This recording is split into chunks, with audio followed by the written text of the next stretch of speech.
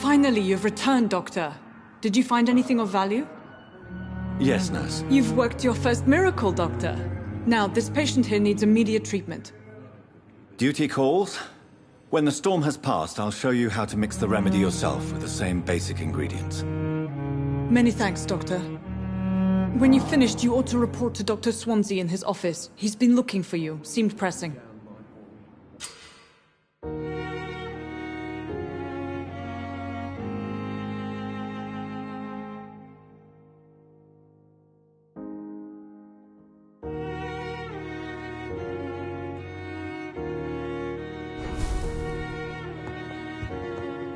Good evening, sir. Good evening, Doctor. How is my son doing?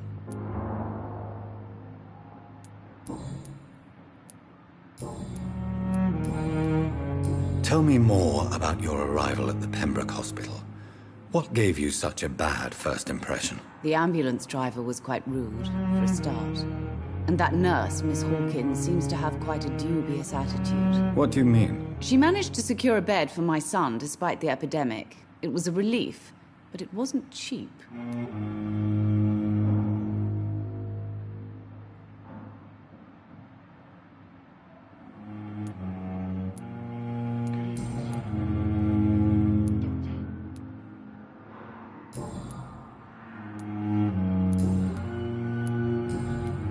Goodbye, Mrs. Goswick. Good evening, Mr. Goswick. How are you? I'm okay.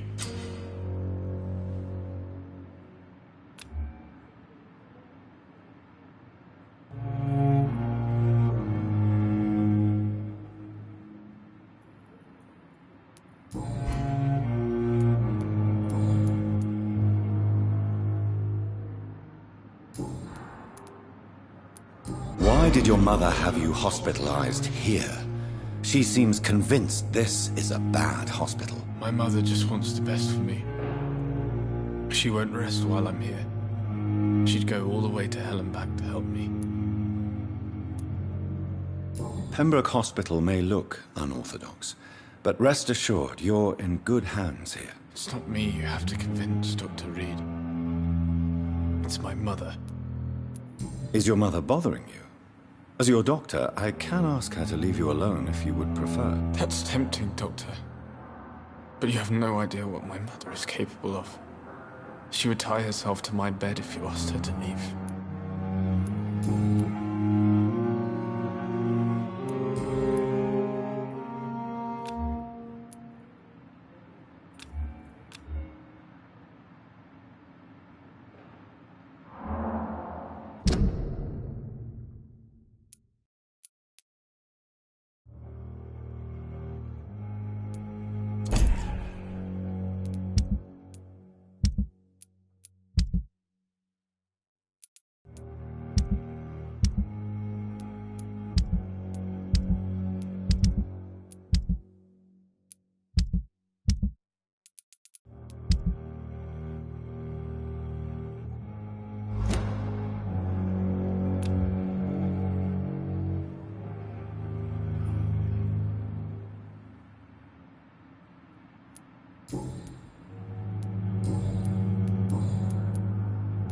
How painful is your throat, Mr. Goswick? So painful I'd rather not talk at all, Doctor.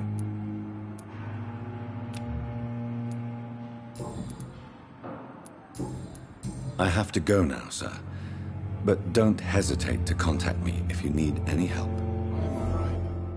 Don't waste your time with me. Oh, sweet girl. You like the book?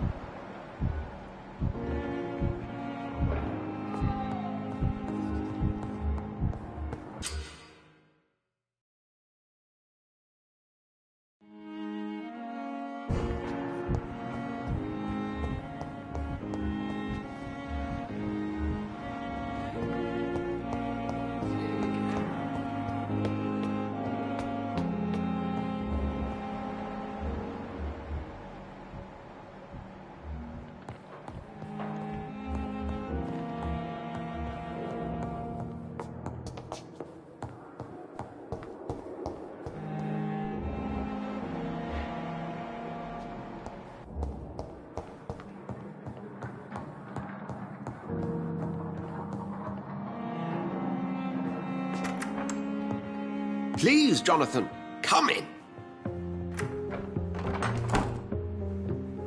Fascinating, is it not?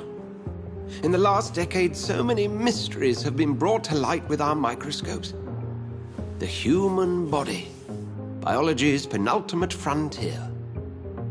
The more we explore its boundaries, the less we're able to trace a clear line between life and death. You, my friend, have a foot in both countries. The view must be vertiginous. It's at least as vertiginous as chatting about vampires with you, I would say. This must be all so new to you.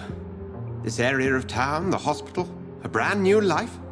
How stimulating it must be. I wish I could share your enthusiasm, Dr. Swansea, but my condition defies scientific categorization. Undead? Unalive? Immortality defies logic. I cannot express my thrill at this serendipitous turn of events.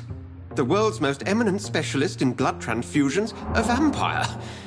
One might say a gift from heaven.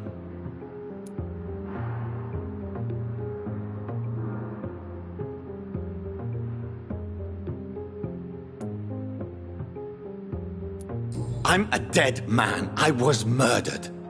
Now I'm a murderer. Tell me how this is a gift. Forgive me. I've been an admirer of your work for a long time, and now you are so much more than a brilliant physician. And please, call me Edgar.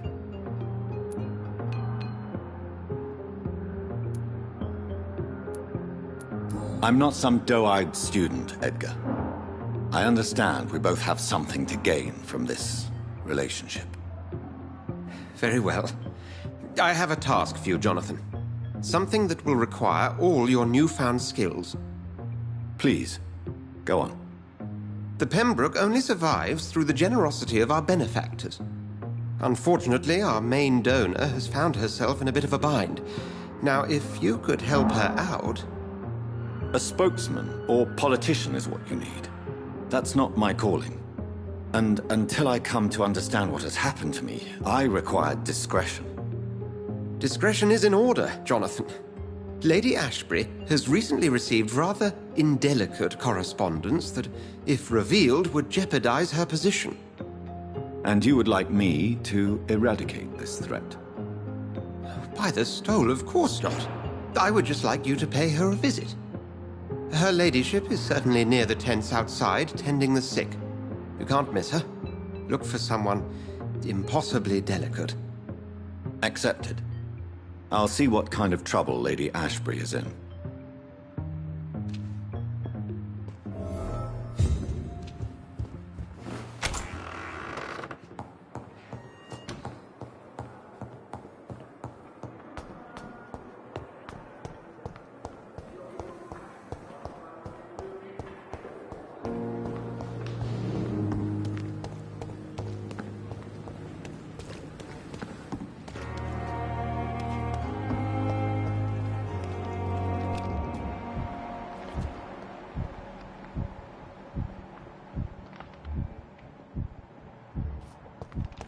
Pembroke is so lucky to have Dr. Reed, you know. I met him in New York. If only there were more of us. The flu took my dear wife, Emily. I take comfort knowing we'll soon be together again. Mr. Rainfield, that's no way to talk. You're in good hands here, and we'll be up again soon enough.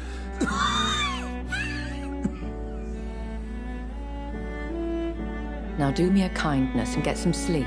I'll be back round later. Your words are kind, the blessings of an angel. You're the sweet, sweet Lady of Mercy.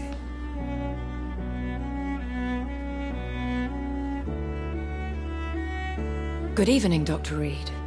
It's a pleasure to see you again. You seem surprised. Dr. Swansea has brought me up to speed concerning your recent appointment to Pembroke Hospital. You're a the lady who saved me that night, before vanishing into thin air. I remember you from the pub with Dr. Swansea. Indeed. Allow me to introduce myself formally this time. My name is Lady Ashbury. I remember you well. in spite of the brevity of our encounter.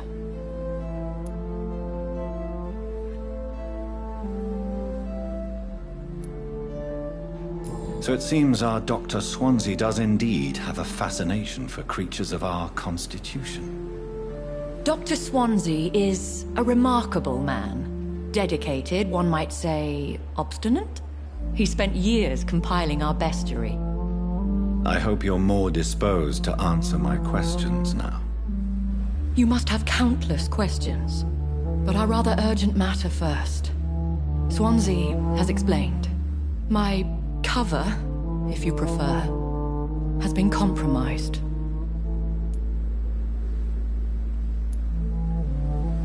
Have any of the patients given you trouble? These poor souls have so little left to live for. I do my best to ease their pain.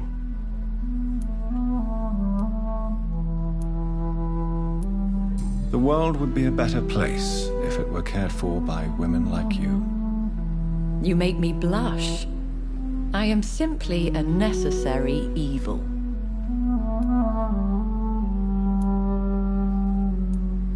Pardon my boldness, Your Ladyship, but I have questions concerning this condition we share. As a newborn, your hunger for answers is rivaled only by your thirst for blood.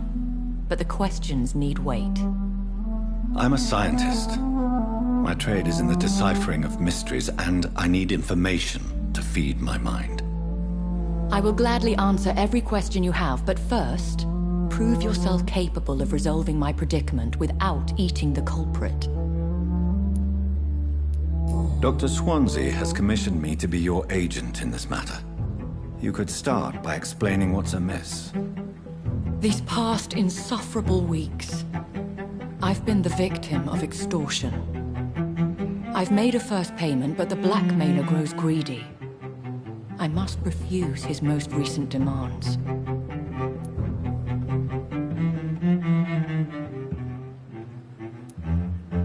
What are your expectations? Please be precise. As the newly appointed surgeon of this hospital, you are in an excellent position to ask innocent questions and deftly learn the identity of my blackmailer. Who would be so foolish as to threaten you? A kindred spirit. Even if it were the case, and I highly doubt it, a vampire would have asked for something more valuable than money. My suspicions lean toward a patient or their family. If we're dealing with an ordinary criminal, surely you've the means to deal with it yourself, if I may. As immortal tradition doth dictate, all fangs and hypnotic eyes ablaze, the blood would run like a river. That's what I hope to avoid. Violence has a tendency to spiral out of control. Please continue. Every detail is essential. I'm your man. My embarrassment in this matter is eclipsed only by my shame at having put the hospital at risk.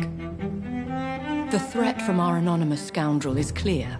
A list of dates. My visits coinciding with the dates of suspicious patient deaths due to massive blood loss.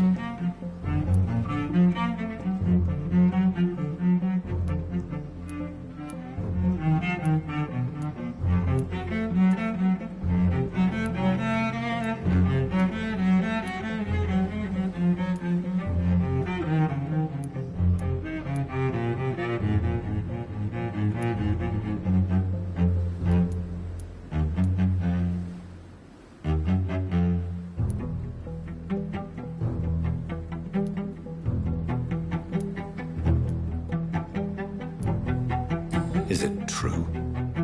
Now aren't you the blunt one? Excuse my impertinence, Your Ladyship. This is not an interrogation. I assure you that this line of questioning is in your best interest. In all honesty, I'm not simply a patron to the hospital. My visits serve a dual purpose. Dr. Swansea has been treating my condition with a revolutionary technique of blood transfusion. It seems you are a specialist in the domain. I'll take care of it. Do you know where I should start? If that was the case, I'd settle the matter myself.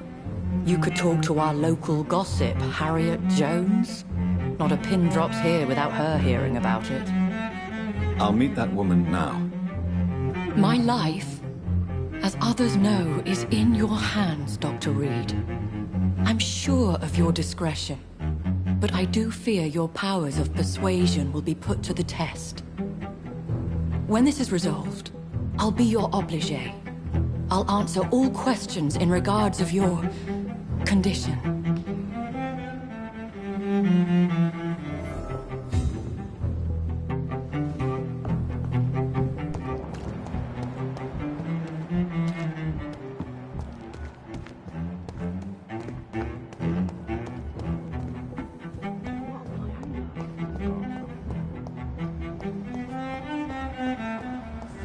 These nurses, bred with no respect. What is this? Who are you? Get out of my room. There's no need for alarm, madam. I'm Dr. Reed, the new surgeon. Preposterous. Dr. Reed, you say? I don't want some bumbling intern. Where's Dr. Swansea? Please, calm down, madam. I assure you that I am highly qualified. I'm just back from war duty. How brave. Threatening an old defenseless woman. You know how long I've been a patient here? You've picked the wrong fight. I'm Harriet Jones. Harriet Jones? Indeed. I've been meaning to have a chat with you. You know what goes on here better than any other patient, I gather. Oh, better than any patient, nurse or doctor. I've seen so many vile undertakings. I heard there have been some despicable goings-on. Was there a case of blackmail? Blackmail? Wait. You're investigating something. This isn't a social call. One of those incompetent cunts slit a poor sod's vein. If I didn't know better, Miss Jones, I'd be inclined to say you enjoy this type of idle gossip. God's honest truth, Doctor. It's just the way it is here. Most of these bitches would let you freeze to death before getting you a blanket.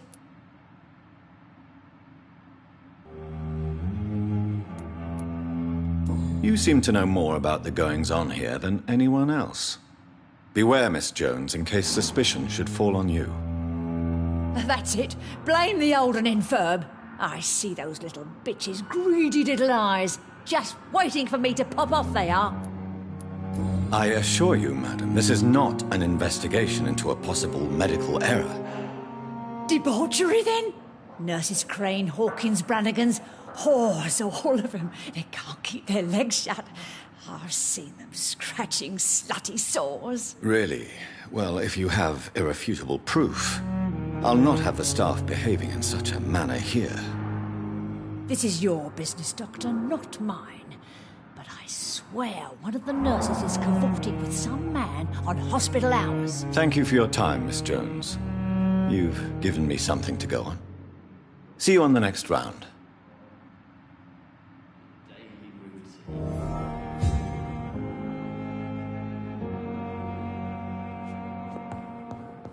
The patients and staff might know something. I'll start my investigation with them.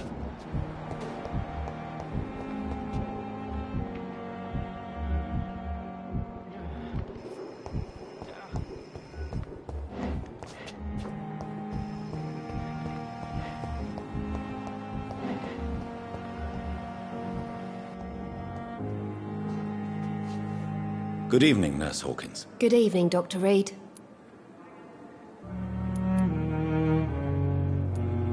What can you tell me about the strange man visiting one of the nurses during her shift? Let me guess.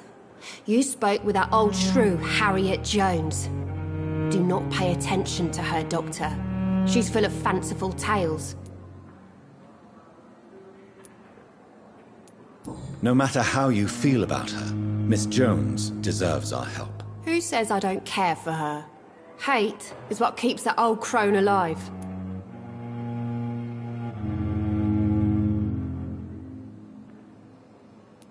She could have been telling the truth about the mysterious man. That old witch will end up in hell soon enough. Who cares if a nurse finds some happiness where she can?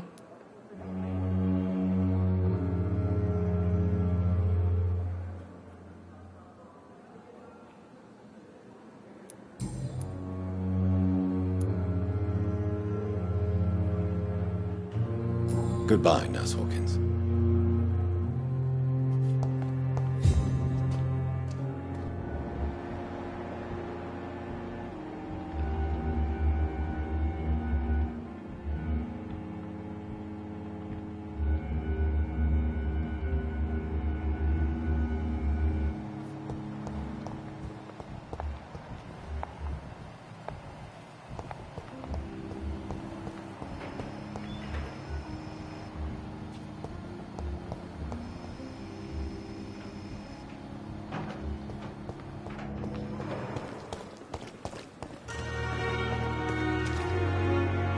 Good evening, Nurse Brannigan. Good evening, Doctor.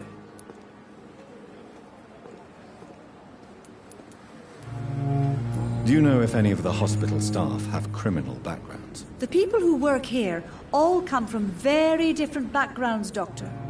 Just like the patients. Have you seen a strange man visiting any of the nurses here? I've never heard of such a thing, Doctor.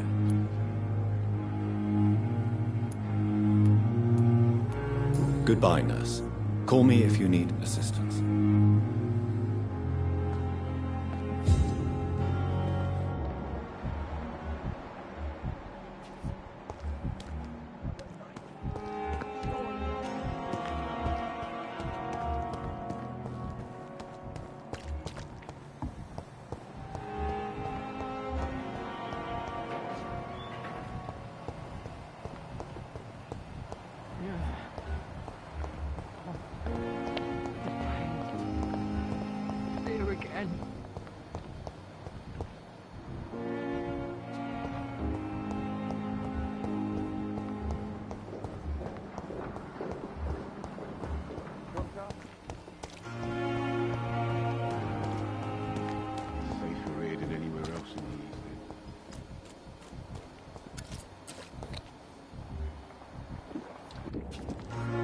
Good evening, Mr. Cox. Dr. Reed.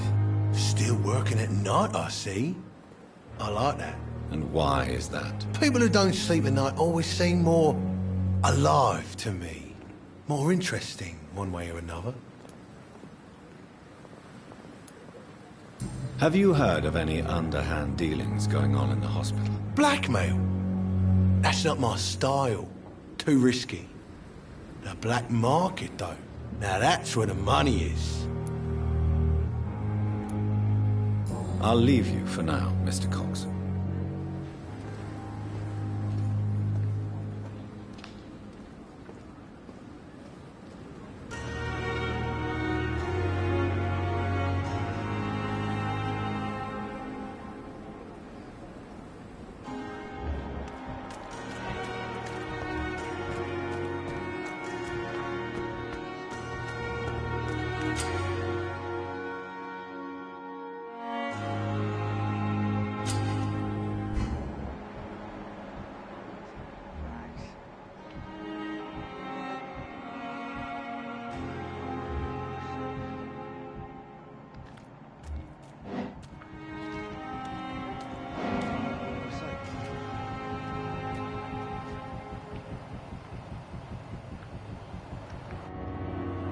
You're sure you don't come back with me? Nah, I have to see someone at the hospital. Be careful. You look so bad they may keep you as a patient. Fuck 'em. I don't like hospitals, or doctors. Well then, when you go back to Whitechapel, you may find this useful. What is it? A pass for a free medical exam by the best nurse available. Just read it. I don't read well, but thank you, I guess.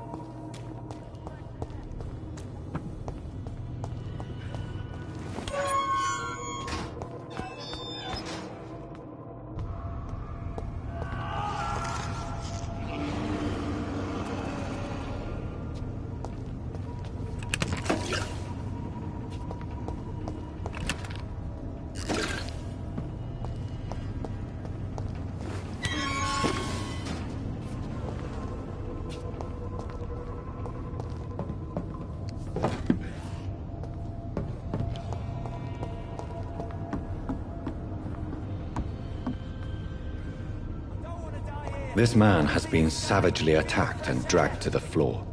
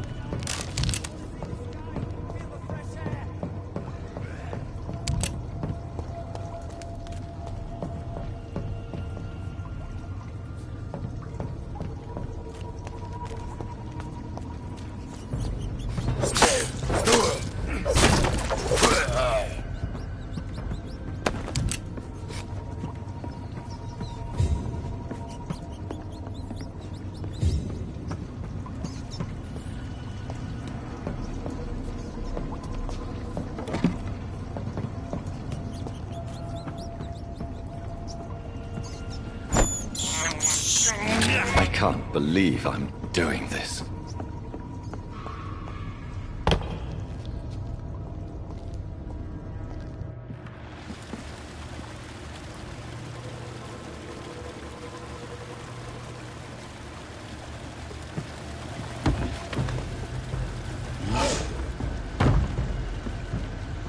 What sort of creature is this?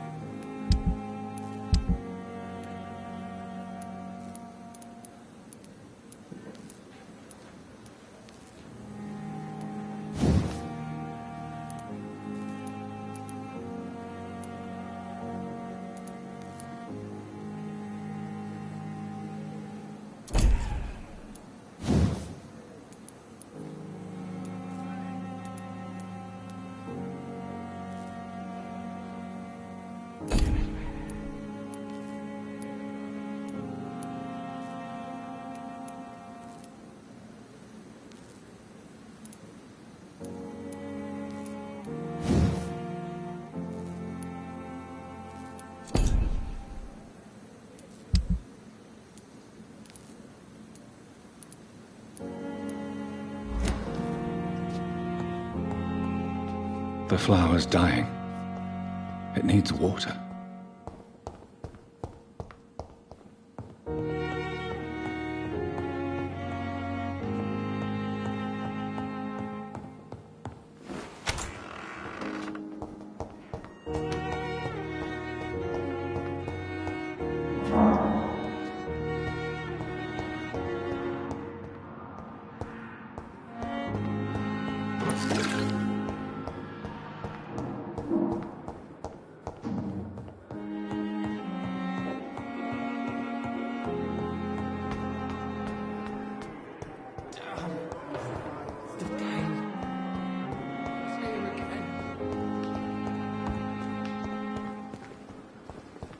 Perhaps I should have considered the offer from that Callaghan fellow.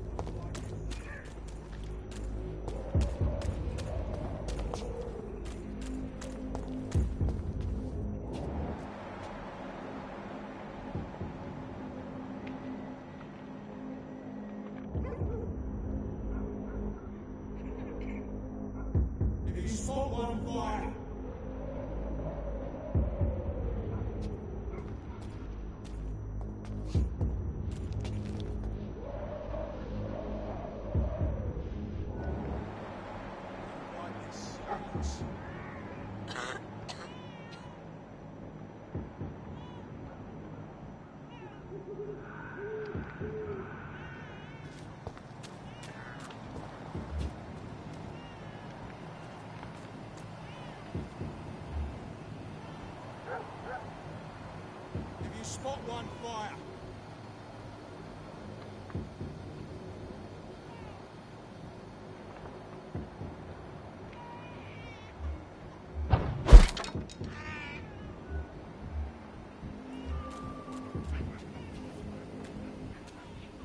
Don't like this silence.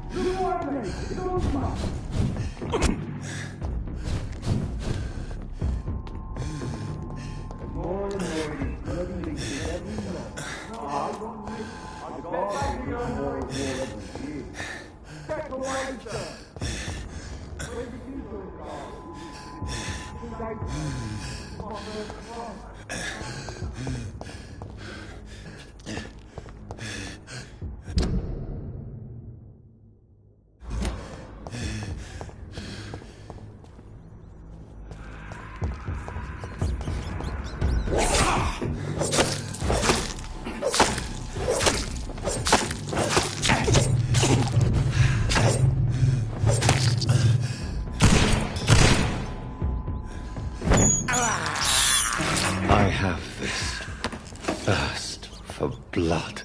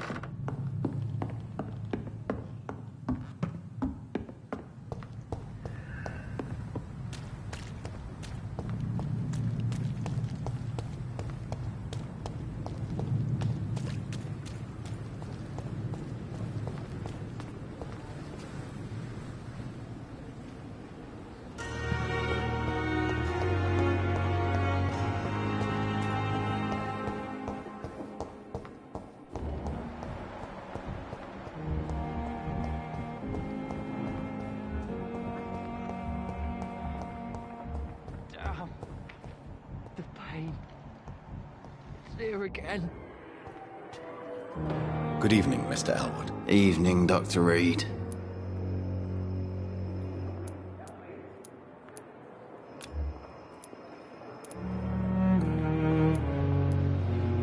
Have you heard rumors of underhand dealings in the hospital? If you want to know what's going on here, you better talk to Miss Jones.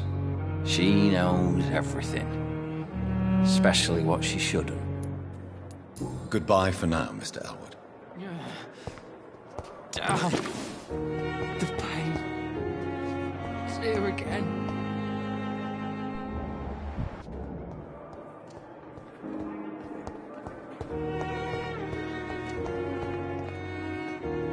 Good evening, Miss Howcroft. How are you tonight? I need blood, Doctor. Warm, rich, vibrant blood.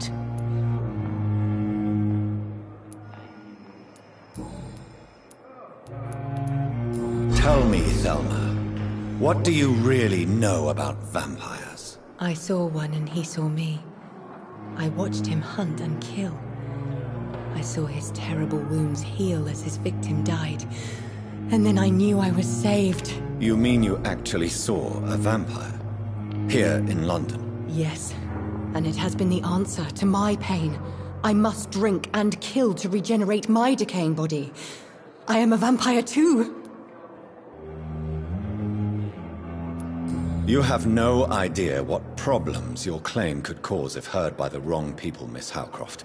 You must stop this nonsense now. Why fear the truth? Strange things live in the dark, Dr. Reed. Strange and ancient beings that were here before this island even had a name. Tell me, Thelma, why do you feel so attached to Mr. Elwood? Why him? I'm not sure, Doctor. I think we have a bond of some sort. We've both suffered so much. He's the only mortal I find interesting.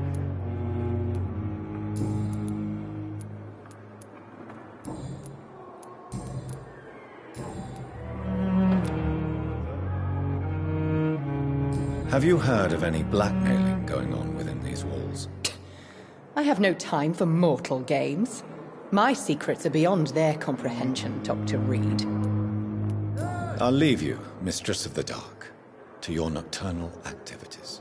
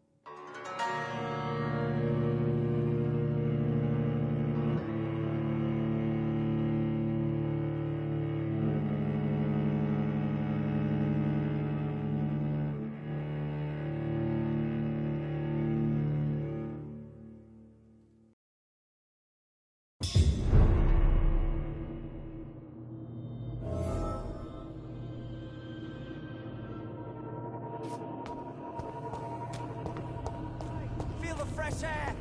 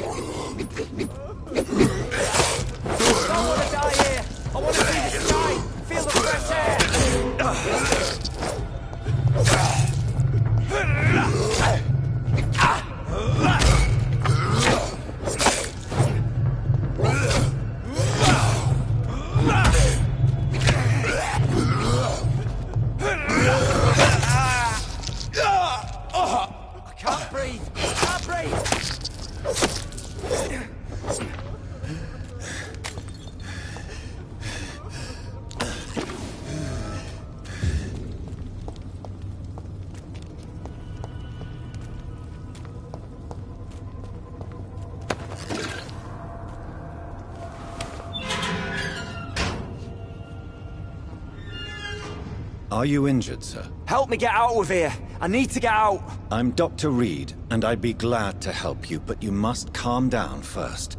Please, take a deep breath and tell me your name. Okay.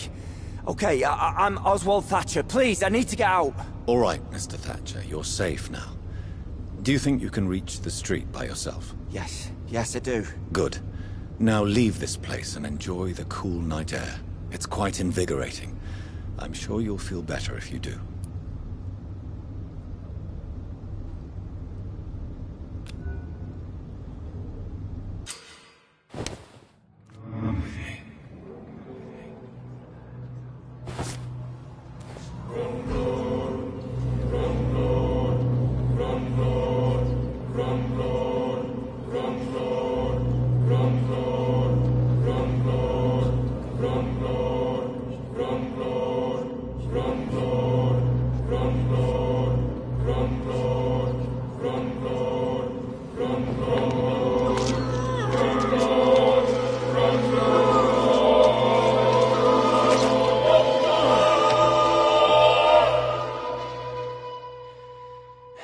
Newton, don't be sorry. We'll meet again soon, and we will be serene and beautiful.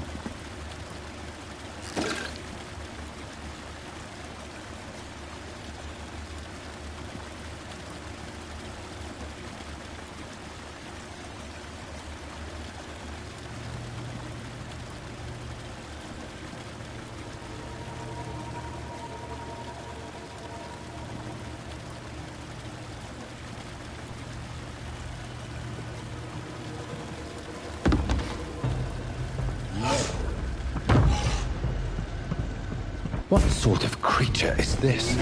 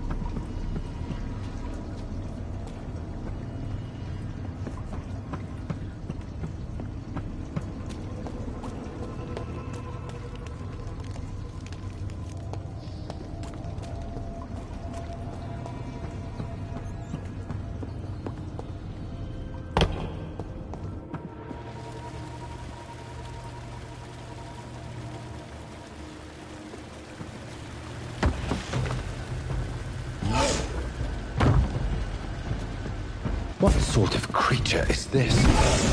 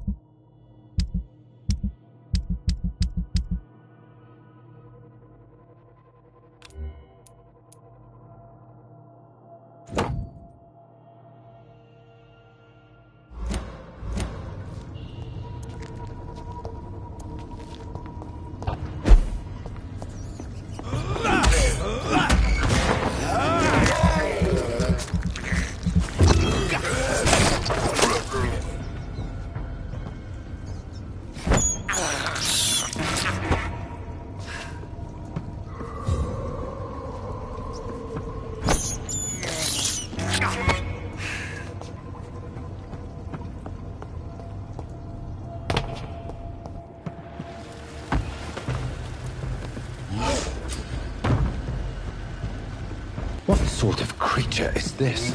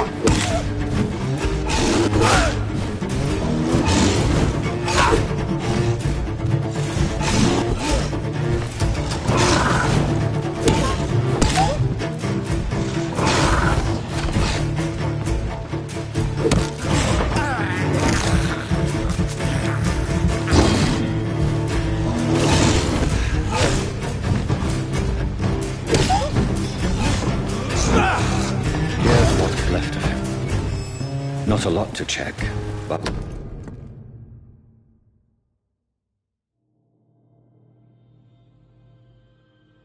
Some voucher for a free checkup in Whitechapel. What is Nurse Crane up to? I really must find her.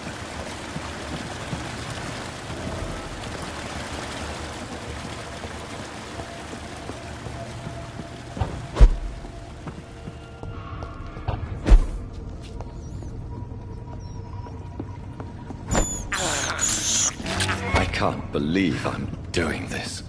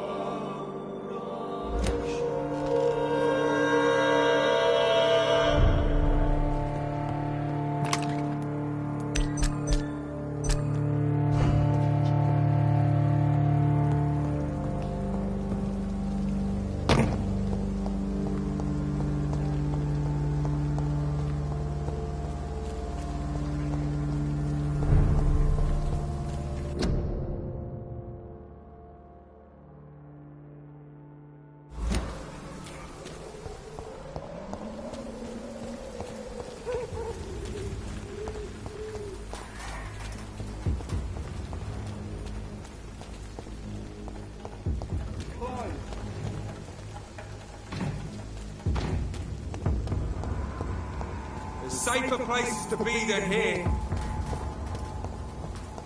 Last warning, sir!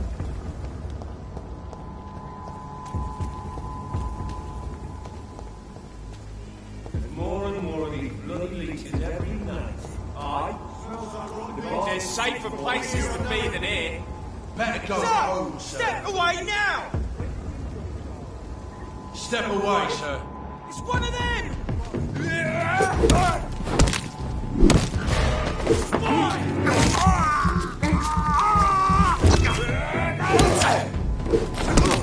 We have to stop it! Yeah! Oh my god!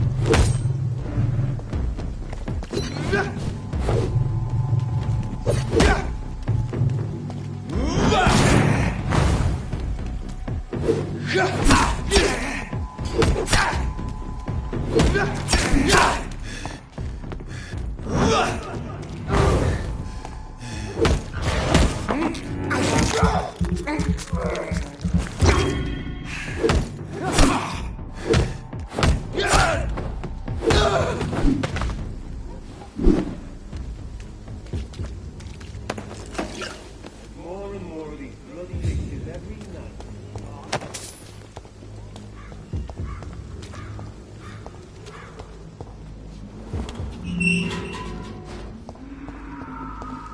Whitechapel. This neighborhood is linked somehow to the kind Lady Ashbury's blackmail. First, let's find this Petrescu fellow.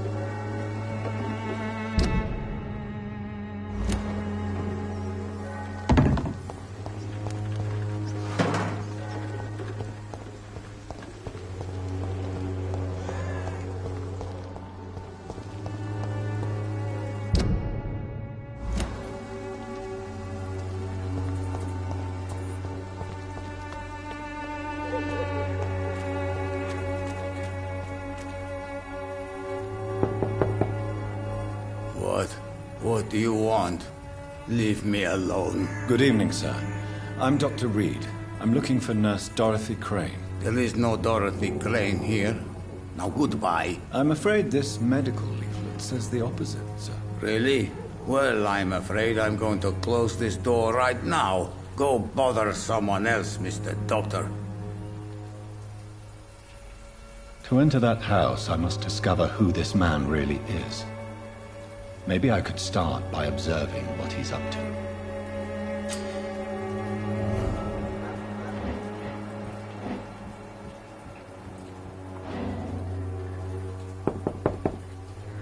No one's there.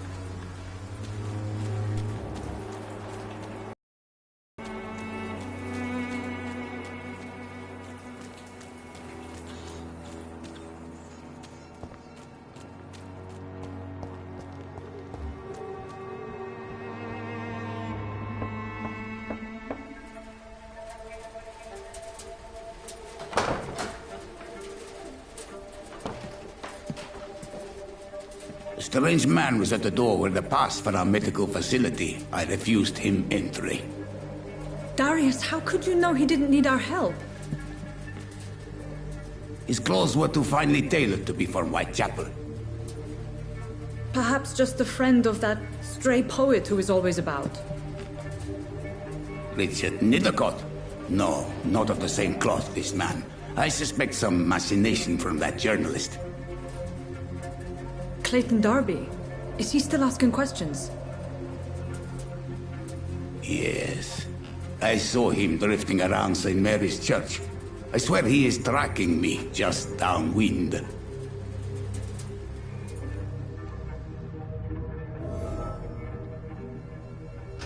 I must talk to that journalist or the poet. They must know about Darius. Nearby the church they just mentioned.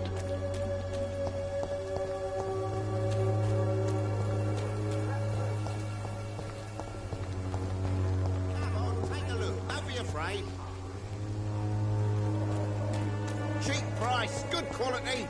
Come on, take a look. Don't be afraid. Evidence and trickery. You are blinded by your false faith, imprisoned by your daily routine, unable to see the true horror around. Excuse me, sir. Are you familiar with this part of town? Name's Clayton Darby, reporter. Sorry, I'm new to Whitechapel. But perhaps you could help me since you're a journalist. My name is Jonathan Reed. Dr. Reed, the famous surgeon. I'll gladly help if I'm able, sir.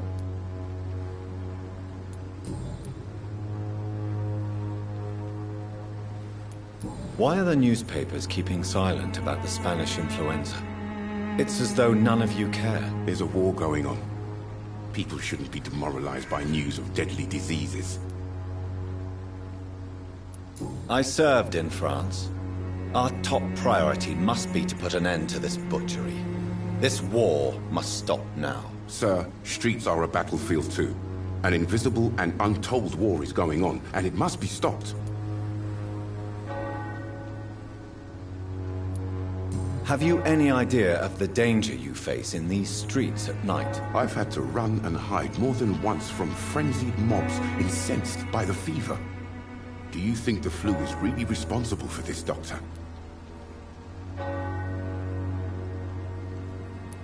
I'm convinced there is more at work here than a simple epidemic. Really? To be honest, I could say the same. Some of the sick I saw or heard of. My God, what happened to them?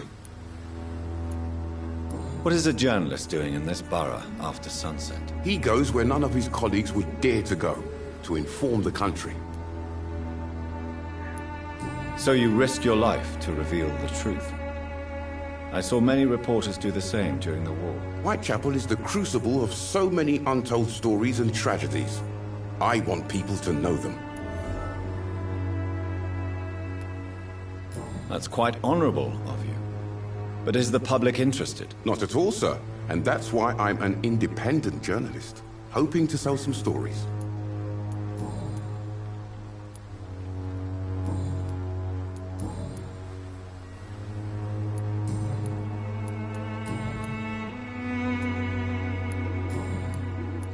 I heard you're investigating an underground medical dispensary in Whitechapel. What do you know about it? Not much, I'm afraid. They are wary of strangers, and I'm not really an acquaintance of theirs. Why do you care?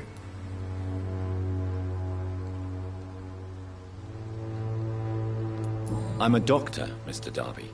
I care about everything involving public health and this epidemic. Are you sure you're not just concerned about the repercussions that a scandal involving a certain Nurse Crane from the Pembroke Hospital would bring? Without a doubt, you are a damn fine journalist, Mr. Darby. What do you know of her accomplice, a man named Darius? I don't know much about the man. He's very cautious, never goes out, doesn't seem to have any friends or family. He has no relatives at all? No, except for that strange man, a poet named Richard Nethercott, who sometimes comes by.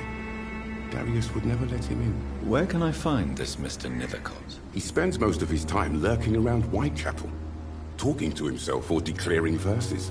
These days, you can usually find him behind the church. He never goes out? No. A few days ago, he unexpectedly did. I followed him, but it was just a ruse to keep me away from his house. Really? How do you know? He went to the nearest mailbox, but just before posting his letter, he ripped it up and threw it away. Goodbye, Mr. Darby. Farewell.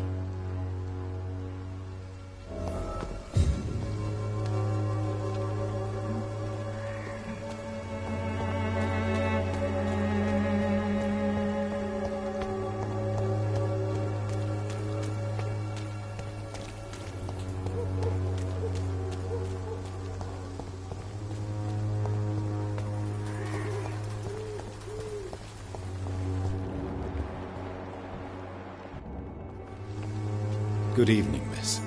I'm Dr. Reed. I'd like to ask you a few questions. I know what you're thinking. A tall stranger who meets a girl in the street at night. It reeks of the penny dreadfuls. But I mean you no harm, truly.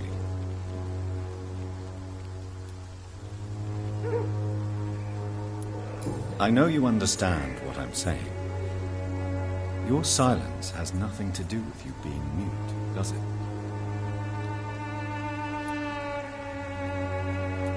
Very well.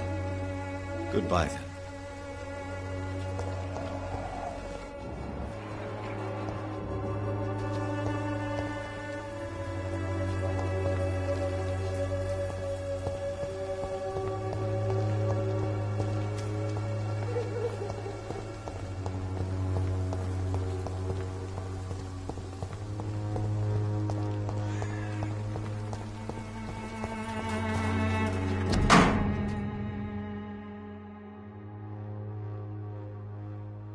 The content of Darius' letter to his children could give me more leverage to enter.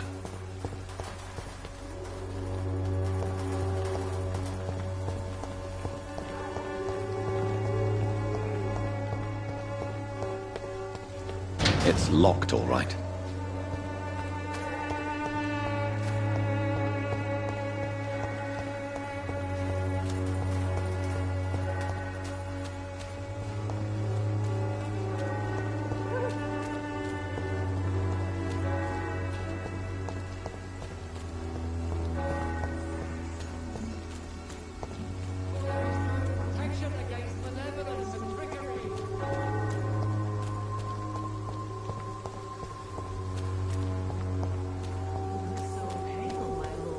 Would you like me to revive you?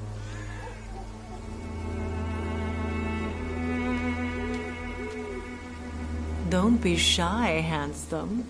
What can Christina do for you? I'm not looking for what you're selling.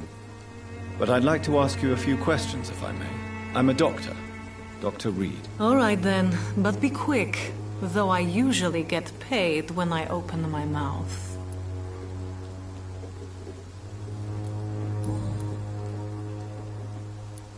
Clayton Darby claims he will expose the crisis in Whitechapel to all of London. Do you believe him? I believe Clayton's courage will erode with time, until he finally leaves Whitechapel to start another fight somewhere else. Are you talking from experience? I've seen your type come here to get a good fuck in a cheap room or a dark alley before going back to their fancy houses in the West End. Why this skepticism? How can you speak about starvation if you've never been hungry? Or about poverty? Or anything else you have never suffered from? Christina, have you been examined? The epidemic is spreading fast in London, and you could be exposed. Or expose others. I don't like doctors or hospitals, but I don't like you asking questions.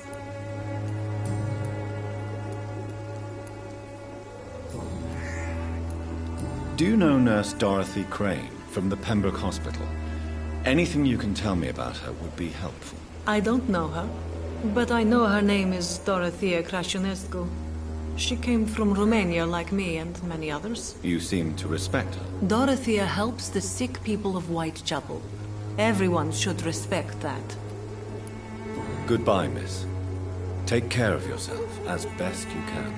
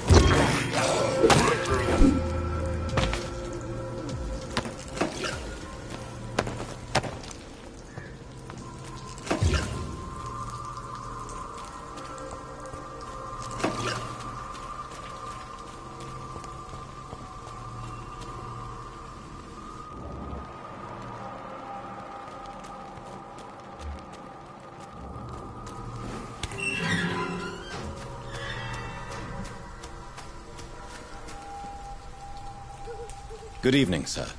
I'm Dr. Reed. I would like to ask you a few questions. Please be my guest. Although I may not be the best informant regarding this part of town, my words speak about that which the eyes cannot see. Really? Are you an artist of some kind? I'm a poet, sir. Richard Nethercott, at your service. May I ask what you're doing at this hour of night, sir? Do you live here? Not at all. I'm just enjoying the pleasure of a quiet walk. Though night talks are always preferable, if you ask me. Especially with strangers. But are you not afraid of the epidemic? Oh, why should I? I see some equity in the Spanish flu. No flesh should be saved, say the scriptures. Good or evil, rich or poor, all are equal in the eyes of the flu. If you say so.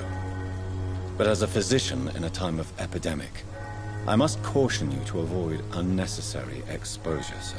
Thank you, Doctor. But we both know the seeker of truth has to go boldly where the weak dare not.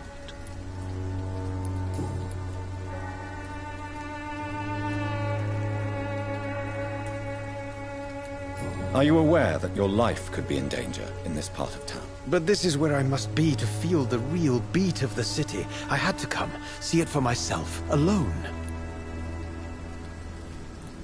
If some misfortune came upon you, who would be here to help you? Well, you, for a start, my dear doctor.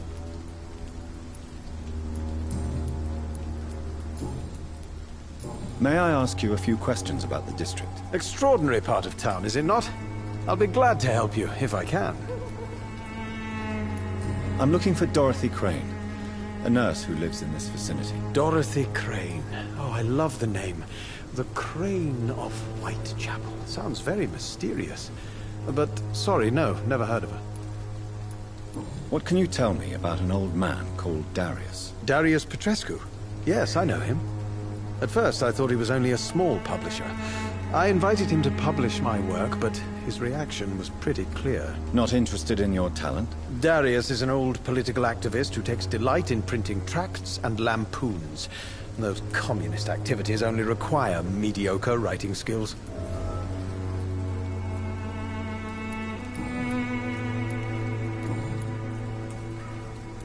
Tell me, Mr. Nethercott, why seek inspiration in Whitechapel? The place is not beautiful per se, but how to explain it? Stirring and challenging. Do you not think it a little morbid? On the contrary, sir. Whitechapel is full of life, full of beauty. Just like my dear muse, the wonderful Camellia. What can you tell me about Camellia? Not much. And that's the beauty of it. She can't speak, you know. She's a locked mystery who exhales kindness and sweetness. Perhaps you're just afraid to find out the truth about your muse. One day, perhaps, I'll ask her to come with me. But will she still be my wild flower of Whitechapel if she moves uptown? And have you ever tried to learn more about her? Where she lives? How she survives? Whom she may know? Maybe I prefer she remains an enigma. Reality can be so dull, don't you think?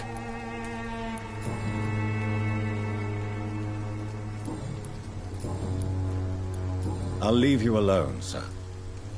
Darius is a bit less of a mystery now. It should not be that difficult to incite him to let me in.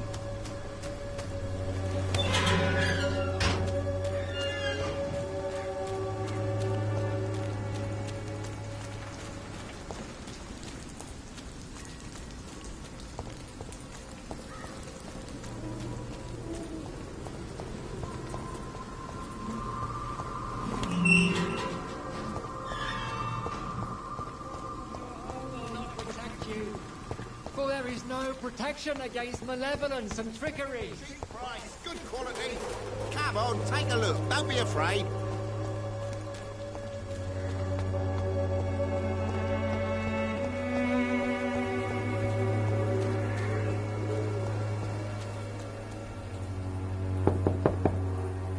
Mr. Petrescu, just 1 minute, please. You again.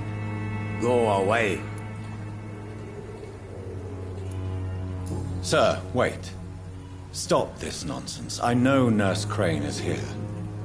Shall we speak man to man, you and I? All right. Speak up. Don't you see we're on the same side? We fight to help the poor, sick, and abandoned. I'm nothing like you, Mr. Doctor. Yes, you are. You too believe in providing medical care without charge. You know what we have to sacrifice to make the world a better place. I have to admit your words have conviction. All right, I'll let you see, Dorothea. Don't make me regret this, though.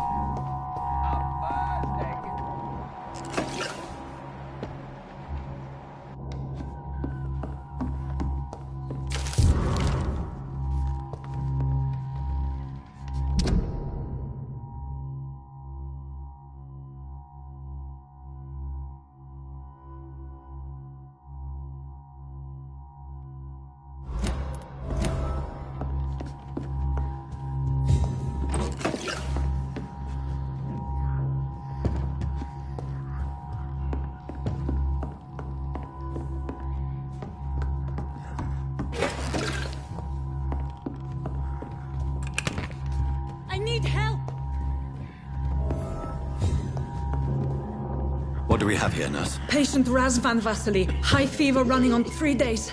Complaints of dizziness, muscle aches, and head pain. Diagnosed with influenza. Treatment? Aspirin and salicin for the fever and discomfort. Liquids for dehydration, but he's having trouble keeping even water down. Thank you, nurse. Anything else I should know? He did lose consciousness this morning, but he's never had convulsions like these. He's not convulsing, he's choking. He's not getting any air. Scalpel! Hand me that scalpel! What can I do, Doctor? It's too dangerous to operate with these convulsions. Sedative, nurse. Do we have any anesthetics? I'm sorry, Doctor. None at all.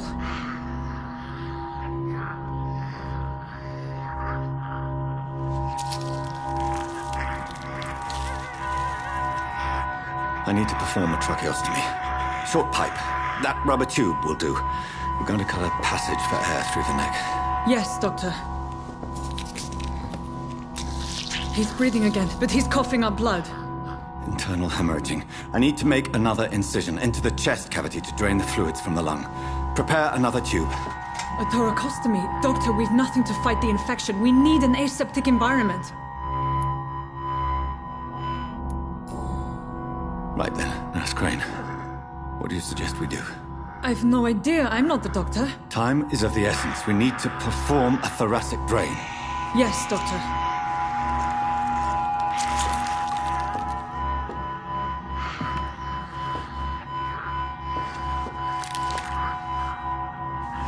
He's still bleeding, Doctor. I'm losing his pulse. The drain must have punctured the intercostal artery. There's too much blood. Are you all right, Doctor? I can't see.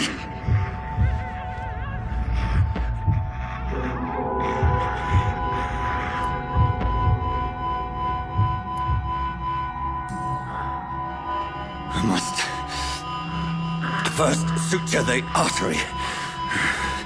Find the wound. The source of the blood. Needle and thread, Doctor. Good. The stitches are holding. How's he doing? We're losing him. We've lost his pulse. He's dying, Doctor!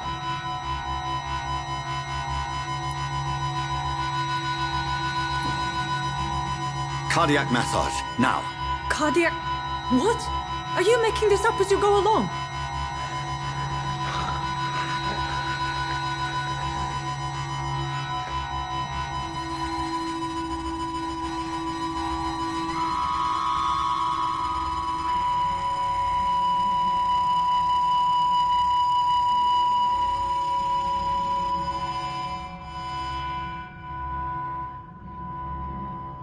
We've lost the pulse.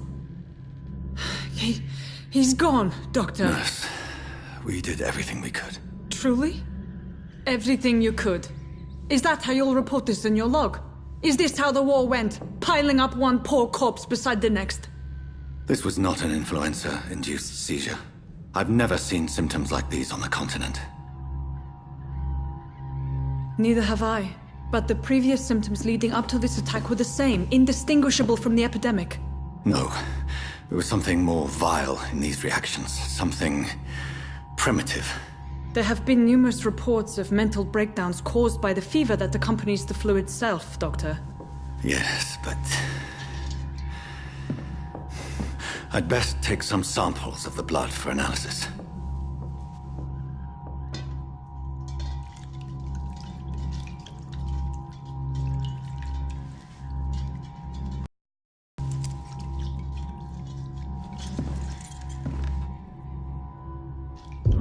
I doubt you're here to test my bedside manners.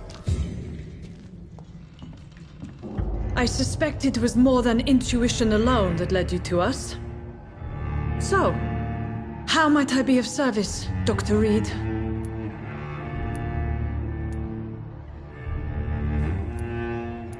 I've come to put an end to this insufferable blackmailing, Dorothy. Doctor, you think your warnings scare me? I've stolen and plied, blackmailed and lied, but what else am I to do? I'm all these people have. But why Lady Ashbury? Why her, of all people? She's pristine and proper, all right. But that she-wolf in sheep's clothing murders the poor for sport. I have her where she belongs, and I'll milk her for all she's got. Dr. Swansea is a sensible and honest man. He wouldn't have refused your friend's care at Pembroke. It's easy for you to say, Doctor. These people cannot go to the police, nor to the hospital. They don't even speak English. They depend on me for everything. So, the end justifies the means. Is that your defense? I know you're kind, Doctor. Just another fine-heeled, silver-spooned gentleman who was given the world on a platter. You know nothing of poverty. Nothing of the shame, the hunger, the loneliness.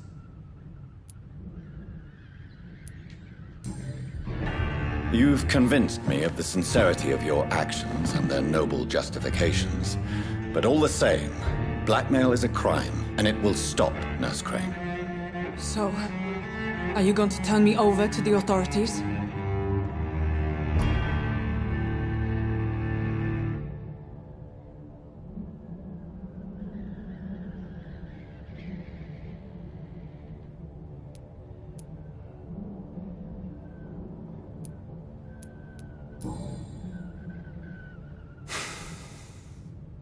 No.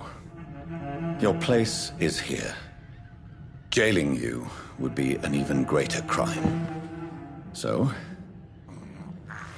here is my proposition. I'll look the other way on your little enterprise. In exchange, you will resign from the Pembroke Hospital and provide me with medical supplies when the need arises. Dr. Reed! That sounds like a business proposition. My accomplice, then? No, just a privileged client. My research may require the occasional rare piece of equipment or ingredient. I'll pay good coin in exchange, fair and honest, to help finance your noble endeavors.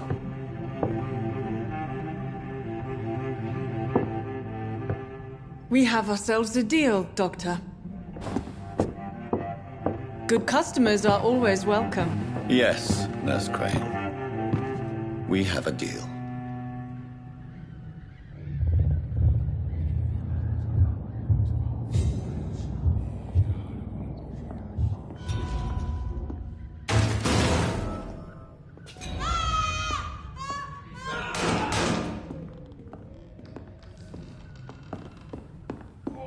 This one stinks already.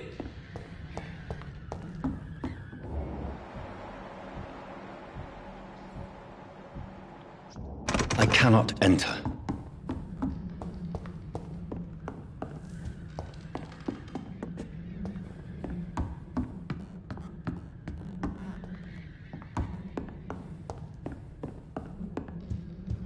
Flu killed this one.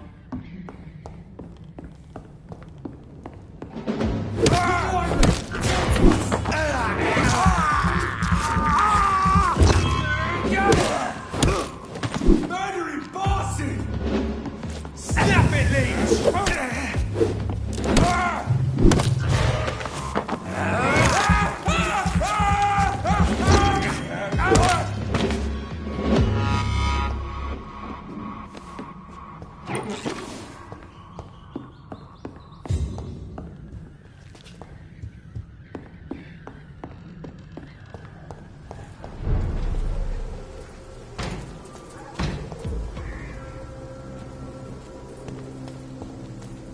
There's safer places to be than here.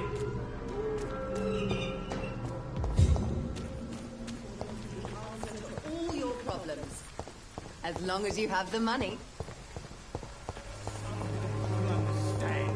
You've wasted your life away. Another drunk arsehole littering the streets. Not me.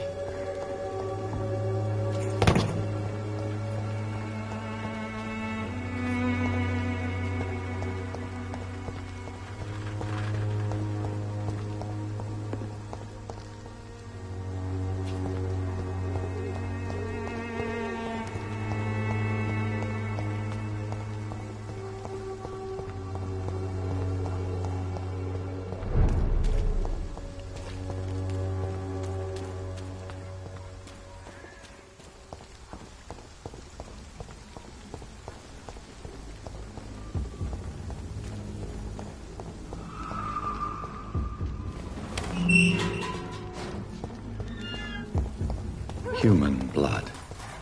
Whoever left these marks did so deliberately. Kill him, boy!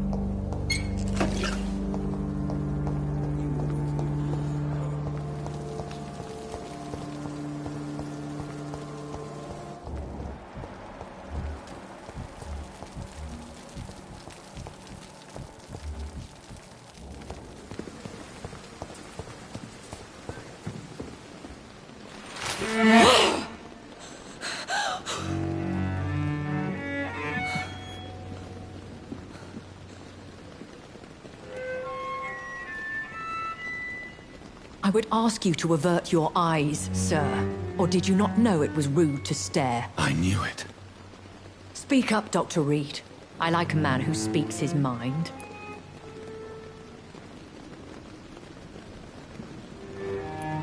What prevails in the end, I wonder? The desire for blood, or to be of service to man? Spare me your sarcasm, Jonathan. You are but newly born in this world. So in the end, the accusation was true, wasn't it? The situation is somewhat awkward nonetheless. I have not been observed sustaining myself for many decades. I have to say I'm a trifle embarrassed. Anyway, I have concluded my inquiries concerning your blackmailer. I see. Please excuse my agitated state. Under normal circumstances, I wouldn't let anyone see me in this condition. I must confess I have not put an end to the blackmail, my lady. Unfortunately, I could not bring myself to do it. I'm so disappointed in you, Jonathan. I didn't expect this from you. Lady Ashbury, you yourself admitted how ridiculous the sum of money was. I can assure you, it was all used for charitable ends. Well, you are full of surprises, aren't you, Jonathan? All right, say I trust you. But you will still pay the ransom. That is only fair. After all, it was you who failed to bring this problem to a satisfactory conclusion. I believe I could agree to that. And since a lady always keeps her promises, I will now answer any questions you may have.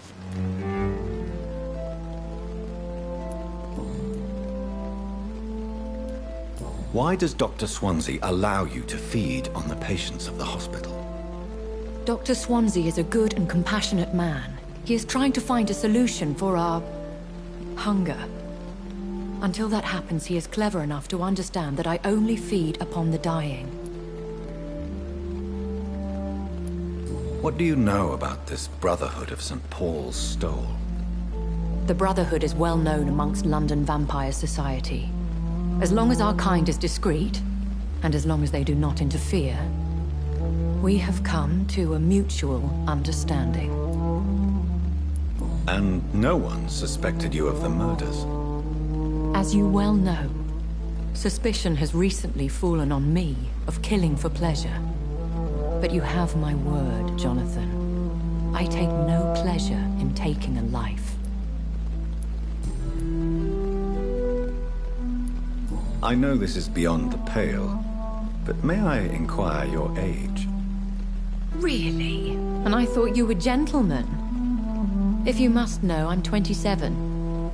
I've been 27 for a long time now, and 27 I shall remain. Very well, but I believe there is more to this than you are saying. A lady has to have some secrets. And who bestowed upon you this eternal youth? My maker. He left this isle a long time ago. Why did you save me in the canning factory? I could hardly stand by and watch such a promising young blood as yourself be torn to shreds by some gutter scowl. William Bishop wasn't the vampire that created me, then? No, Jonathan. Whatever their strength and demeanor, Scowls are the progeny of careless vampires. It cannot be the other way round. What type of vampire is a Scowl? Not a true vampire. The deformed offspring of lesser vampires. It is a shame these creatures run wild, slaves to their baser instincts.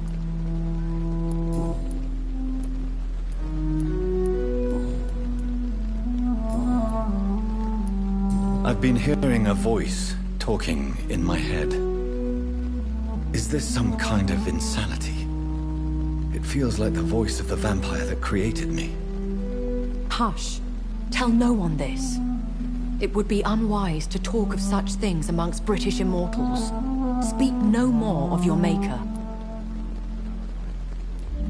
How could this cause offense? Only the powerful immortals can mentally call to their progeny. No vampire or hunter will sleep easy, knowing that an unidentified elder is stalking the streets of London. Excuse my forwardness, but are you my maker? Me? Goodness, no. Only a foolish immortal would create a progeny without taking precaution, and I'm no fool.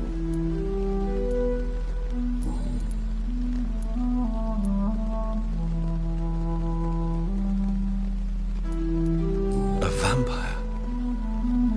Is that what I am? What we are? Such a crude word, defined by penny dreadfuls and drunken hacks. No. You are now an Ekon, and that you shall remain. Are you an Ekon too? Yes, I am. We are the closest thing to what man refers to as vampires. Forget what you think you know about us. So we are Ekons. How can I identify us amongst other vampires? How to put it? All Ekon are vampires. But all vampires are not Ekon. We are but a branch of the immortal tree.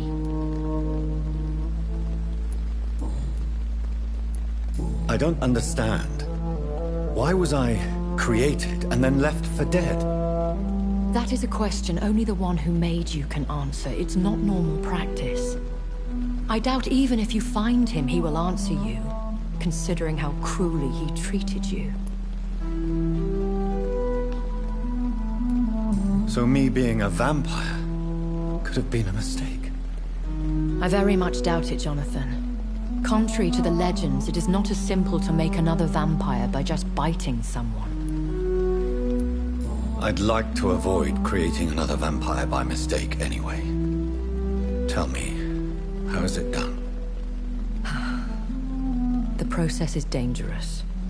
It could even kill your potential progeny.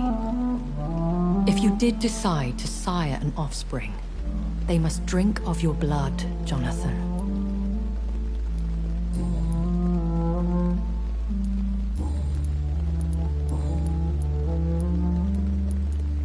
I've been away from London and England for 3 years. This isn't the city I remember. Things have gone from bad to worse here, Jonathan. I've lived in this city for a long time, and I've never seen it like this.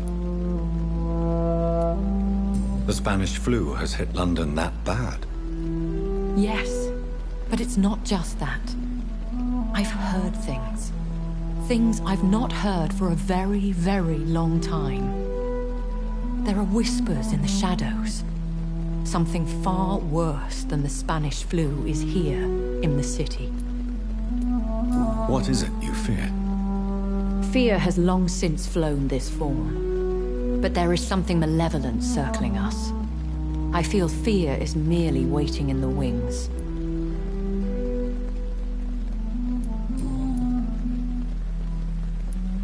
When I awoke, changed, I was chased and attacked by vampire hunters.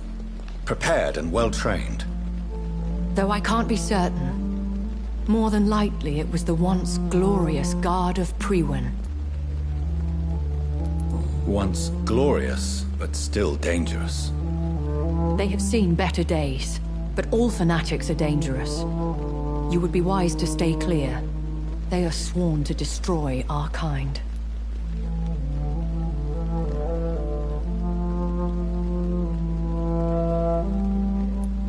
You make them sound like some sort of cult. More a society. And like all the best ones, a secret society. I thought them almost gone, but it seemed they have been recruiting.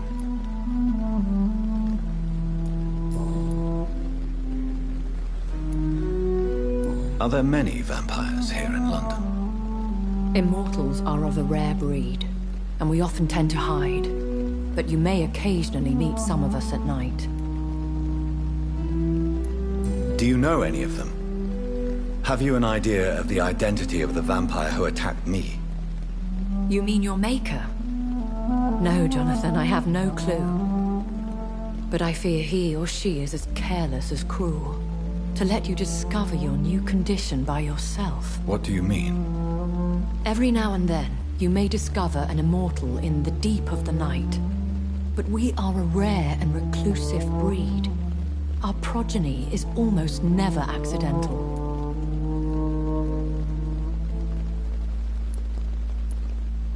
Will they all be as affable as you, my lady? I do not see why not. But remember, even the shark smiles before he bites. That sounds like a lesson from experience. Vampire politics are as intricate and sometimes tedious as a game of chess in a gentleman's club. I've learned from experience it is best to decline to play.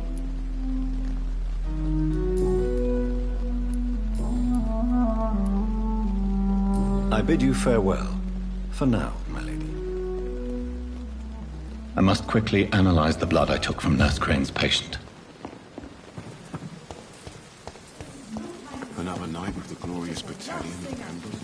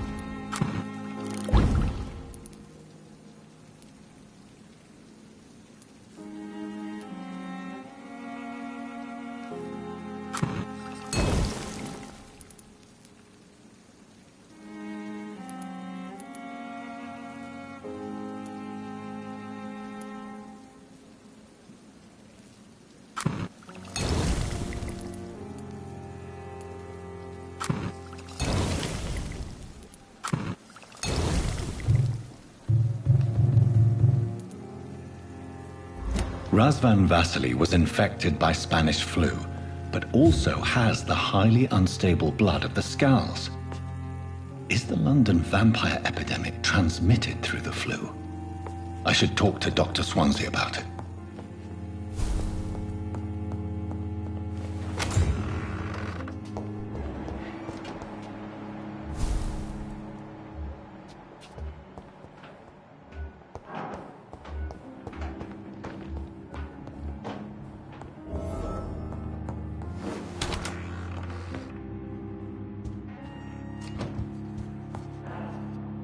Evening, Edgar. Could I get your professional opinion? Please speak, but I have something important to tell you. This strain of flu, it's very different from the one I saw in Europe. It's downright peculiar. Really? What makes you say that?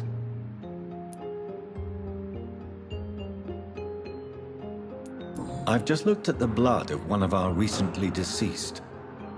I see. Do you have anything more to go on?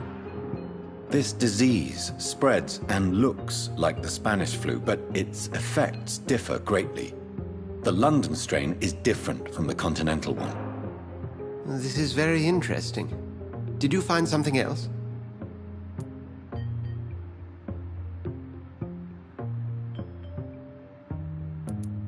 Yes. Unlike the flu, the infected begin to show an increase in outwardly aggressive behavior. More than simple agitation. Once docile people become violent. You mean like rabies? Is there a chance we could create a vaccine, Jonathan, like Pasteur? By the stove, that would be smashing. There's a lot we're not seeing here. But it is spreading, and quickly. If we don't act, the whole city could be lost. But Jonathan, we've a fantastic opportunity sitting right here in front of us. A weapon of choice. What on earth do you mean? Why, you, my dear boy. With your expertise and your blood, we could isolate the properties that course through your veins. Think about the possibilities.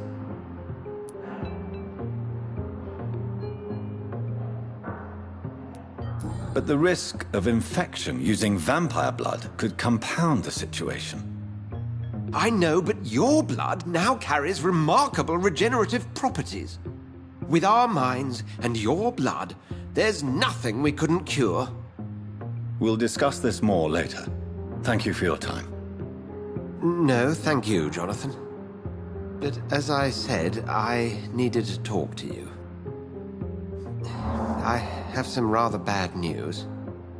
Yes? I'm afraid it's your sister. My sister? She's to be buried this evening at Whitechapel Cemetery. Your mother published the obituary this morning. I see. I'm sorry, Jonathan. Please accept my condolences.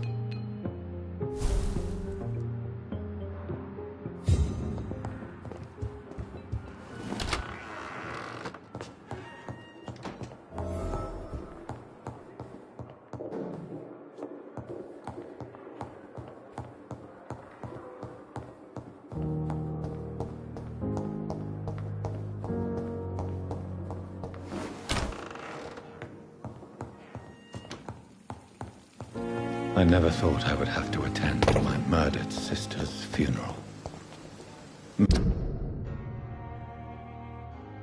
Mary, I can't forgive myself. I'll find the truth about what happened to us. I swear.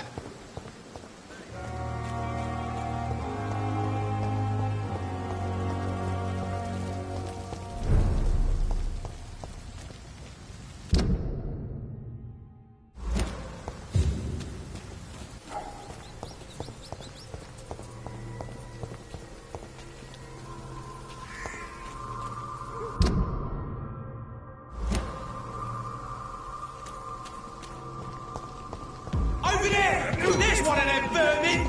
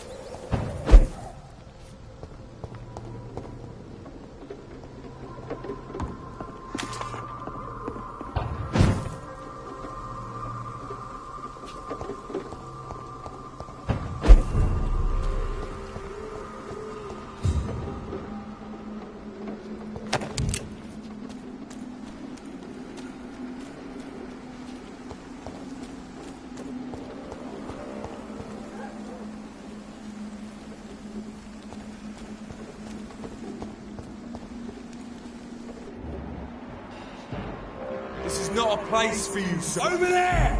There's one of them vermin! Leech spotted! Watch out, boys!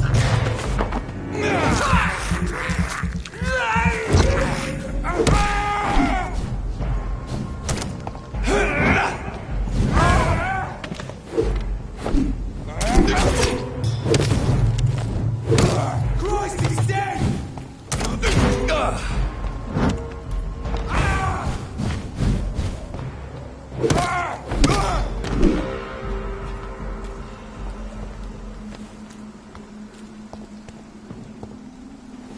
My dear sister, I don't know if I have the strength.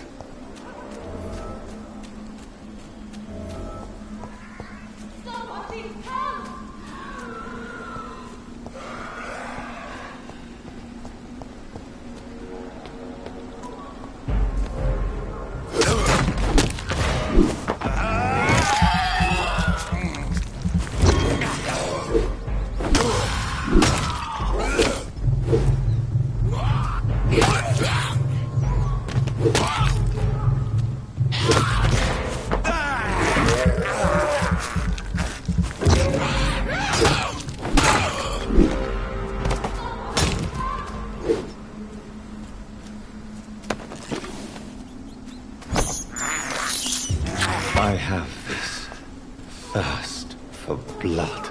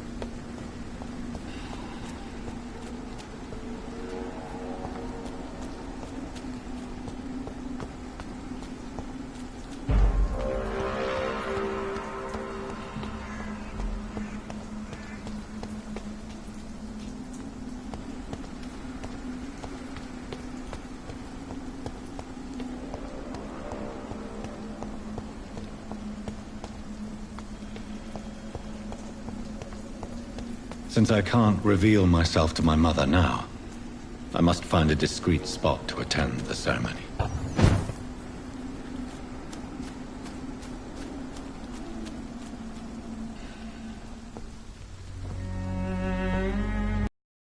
I am the resurrection and the life.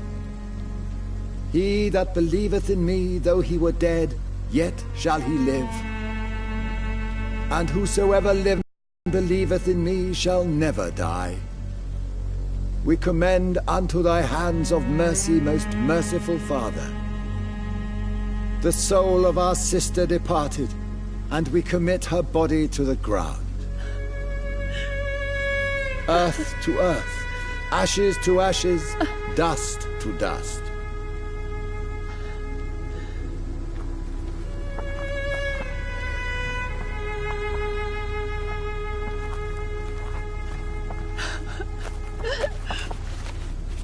Why kill my Mary and stick her here in this cold, god-awful place?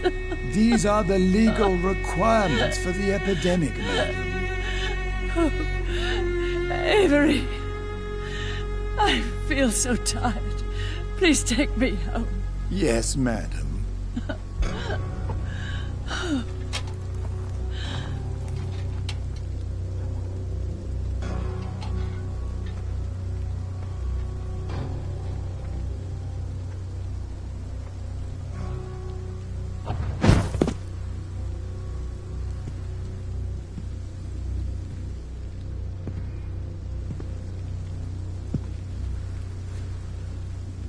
Oh, Mary. What have I done?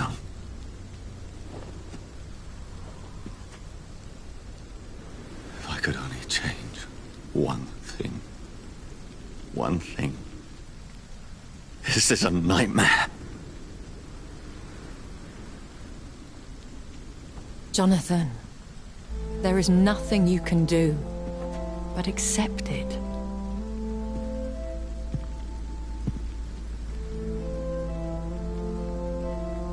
What brings you here?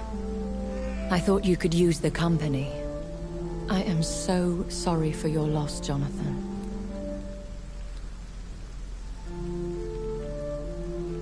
I wish the tears would come. But I'm empty. And I feel a hypocrite. Let your pain run free, Jonathan. Don't smother it. What you feel is your humanity. Don't be so quick to lose it. She had been scouring the most dangerous parts of London in search of me. And it led to her death. Jonathan, don't. I still hear her last thoughts. They echo in my head.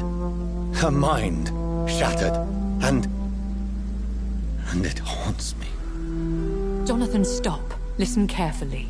You must come to terms with this. You must learn to live with what happened. How is it possible? Tell me. Is it so easy to take a life every night, and then just smile and nod at those you spared? Don't you see? You're doing the work of our enemies, feeding your remorse. We are weakest when we grieve, and the guilt blurs our senses. And so this is why you're here. To warn me. You felt this pain yourself. You too have endured this. I don't want to lose you, Jonathan. I've lost so many friends. Loved ones I cherished. Pray for Mary's forgiveness, if you must. Thank you, my lady. I will. Good. But be careful. If I found you here, others may too. What should I do then? St. Mary's Church is not far from here. Go there and make your peace. Find the solace you need. My lady wants me to confess. No, Jonathan. It's you who wants to confess, I think.